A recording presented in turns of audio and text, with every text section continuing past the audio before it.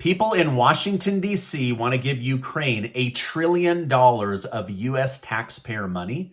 The Senate just voted against the railroad shutdown, causing panic in the stock market and also in the economy. President Biden's student loan debt forgiveness plan is rejected for a third time, and Donald Trump's taxes are finally turned over to members of Congress. Thank you so much for liking and sharing these videos. It really helps me out as a small news station here on YouTube. Senate Majority Leader Chuck Schumer has vowed to keep senators in Washington, D.C. until legislation is passed that would end the rail strike. He stated, "The Senate cannot leave until we get the job done, and Democrats will keep working with Republicans to find a path forward that everyone can support." Lawmakers are running out of time as the supply chain is expected to start being impacted with 100,000 workers walking off the job. Now, the House has already passed this and it went to the Senate. But just minutes ago before filming, I read that senators in the Senate rejected the bill for avoiding the railroad shutdown. So now we're basically back to square one. People are panicking. They're saying, Washington, D.C. just proved they don't care about us. We're walking off the job. So this just went from scary to horrifying very, very quickly. Now, a Washington, D.C. think tank is trying to convince President Joe Biden to ask the American people to allow a $1 trillion investment in rebuilding the country of Ukraine. The money would have to be borrowed and paid for using your hard-earned taxpayer money.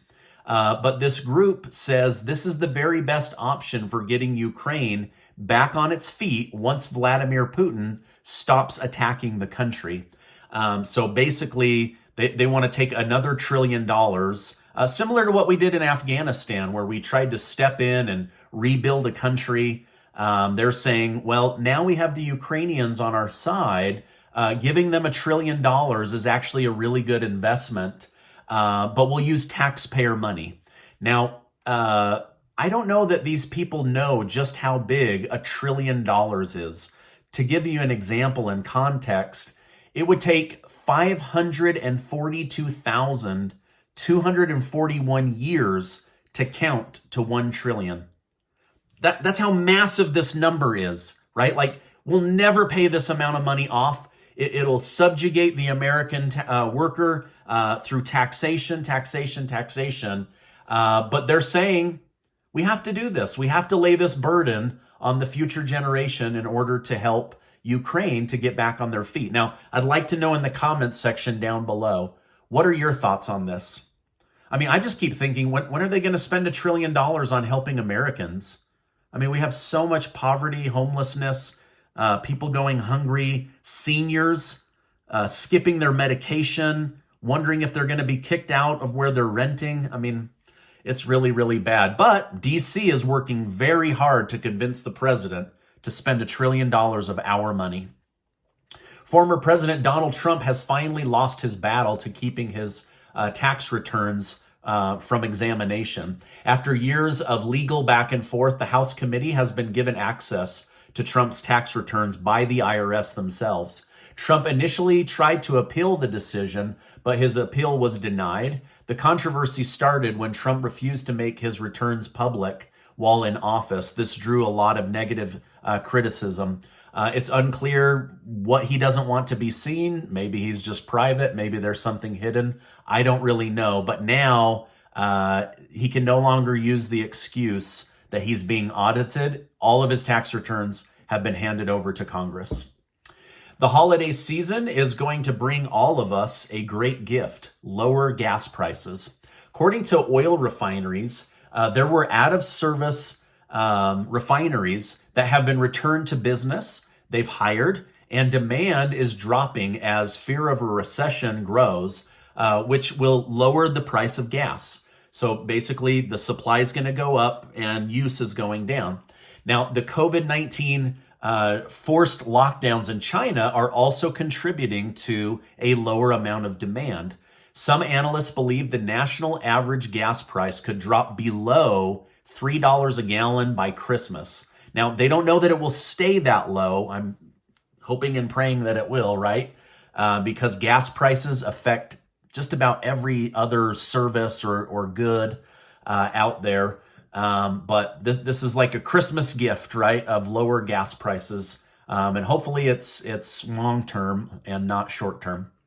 However, there is a bit of negative to this gift. Consumers may believe the recession is over as gas prices come down, but that doesn't mean that all the other people that have raised their prices are going to suddenly bring them down. I hope they will over time. This could also give the country a false sense of security that, hey, things are back to good. We can start spending again. I know a lot of you have already tapped out your savings. And so just be wise, right? The gas prices are going to go down, but be very wise with every dollar that comes your way. New House Speaker hopeful, Kevin McCarthy of California, sent a letter to the House Select Committee telling them to preserve all records of the January 6th committee. McCarthy said Republicans will investigate what went wrong that day, why the Capitol was understaffed, why National Guard was rejected, and more.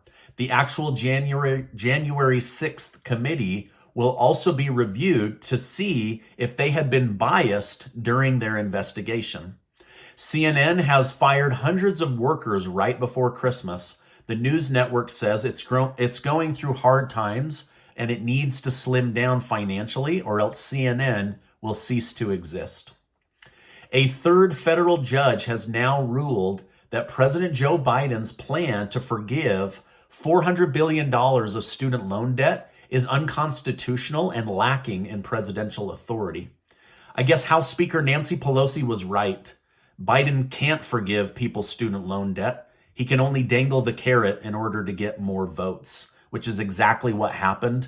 And now it's been thrown out. Now the White House is saying, hey, we're going to push this up to the highest court in the land. But I don't know. We'll see what happens. They've spent the last 12 months bashing the Supreme Court over the head, and now they're saying, hey, why don't you weigh in unbiased on this idea of giving $400 billion of forgiveness? So I don't know what will end up happening, but I'll definitely keep you in the loop. Rapper Kanye West continues to destroy his career and lead family and friends to believe he's suffering from mental health issues. Ye recently appeared on the Alex Jones show where he denied the Holocaust took place and said he liked Hitler and that Hitler was a good leader.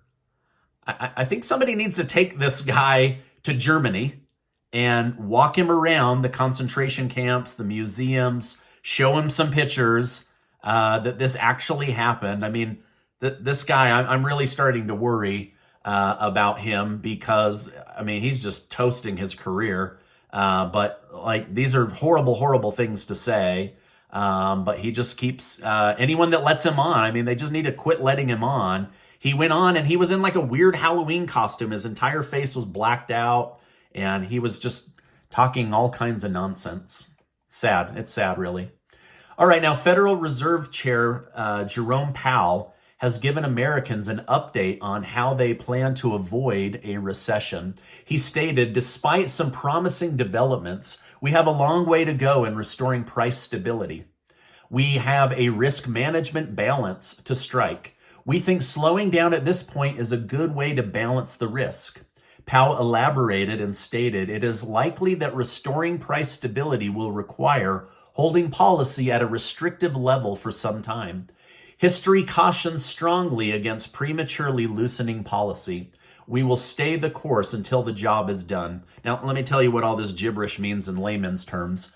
Powell is saying, hey, we likely won't take interest rates to a crazy high level unless inflation continues to get worse. However, we're not taking them back down to near zero levels either. So what they're probably going to do is stay right in this range that we're in right now for a long time. Basically, they're going into what's called a holding pattern. So they're not going to rise and they're not going to fall. And so people are just going to have to start rebuilding their life around these new interest rates for at least, until they reverse. I'm not even going to make a prediction on time. Now, interest rates are still well below true inflation, so they could go up. but they are much higher than they were a year ago. And so the Fed believes that this will help cool the economy and also the job market. After years of testing, Elon Musk has finally announced his company, Neuralink, will be ready to insert chips into human brains in the next 6 months. The starting function of the brain chip will allow people with disabilities to communicate with their brain. For example, someone who is paralyzed would be able to telepathically control a computer that could talk for them, make movements for them.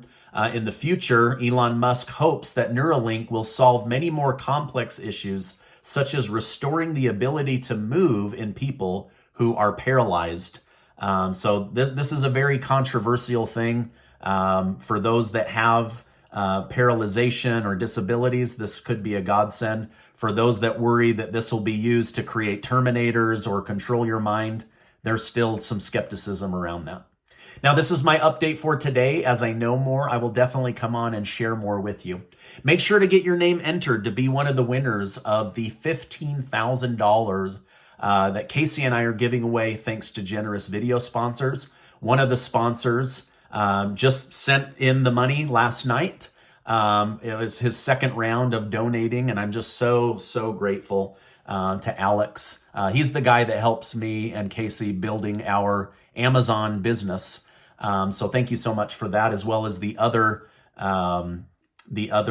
sponsors. Okay, now before you go, I want to remind you, you are amazing. Never forget that. And I appreciate you stopping by today. Make sure to check out this super important video and get subscribed to the channel. Hey, thank you so much, and I will see you on the next video.